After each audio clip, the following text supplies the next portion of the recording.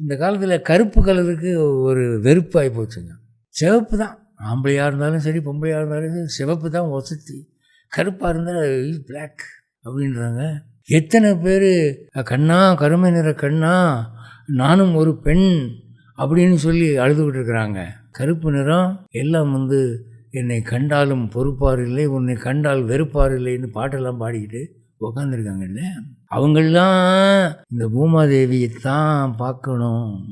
இந்த பூமாதேவியுடைய நிறம் கருப்பு, நல்ல கருப்பு. இந்த காலத்தில் சிகப்புக்கு டிமாண்டு, அந்த காலத்தில் கருப்புக்கு டிமாண்டாக இருந்திருக்கு. ஏண்டானா திரௌபதி கருப்பான், அடுத்து கர்ணன் கருப்பு, ராமன் கருப்பு, கிருஷ்ணன் கருப்பு, எல்லாருமே கருப்பாக இருந்திருக்கிற. அர்ஜுனன் கூட கருப்புன்னு சொல்கிறாங்க. கருப்பு அவ்வளோ டிமாண்டாக இருந்திருக்கு ஒரு காலத்தில்.